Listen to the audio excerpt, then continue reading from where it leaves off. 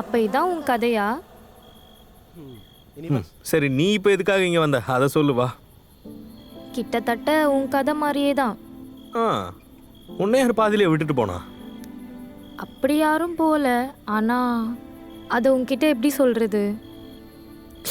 ஓஹோ, ஆமாம், யார் அந்த பையன்?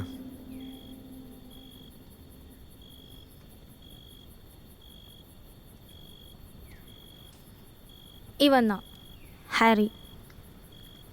ஹாரி நாராயணன். ஆ, இது நானாச்சே. ஆமாம், நீ தான். நான் எப்போ உன்னை... உனக்கு ஒரு நித்திய ஞாபகம் இருக்கா? எனக்கு தெரிஞ்சது ஒரே ஒரு நிதி தான். அதுவும் ஒரு 3 வருஷம் வரைக்கும் தான் காண்டாக்டில் இருந்தா.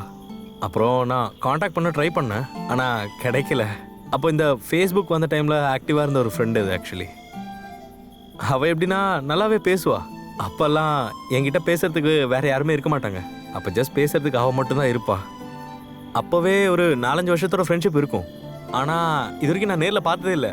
கேட்கும்போதெல்லாம் இன்னைக்கு பார்க்கலாம், நாளைக்கு பார்க்கலாம், இந்த மாதிரி நிறைய கதையெல்லாம் சொல்லுவா. ஆனால் ஒரு 2 வருஷத்துக்கு முன்னாடி திடீர்னு ஒரு நாள் அவள் காணாமல் போயிட்டா. நான் அக்கௌண்ட்டை கூட செக் பண்ணி பார்த்தேன், அந்த அக்கௌண்ட் கூட காணும். அதுக்கப்புறம் நான் நான் நான் இங்கே வந்ததுக்கப்புறம் இதுக்கப்புறம் பார்க்க முடியாதுல்ல. ஓ சரி, இப்போ பாரு, நான் தான் நித்தி. நீயா?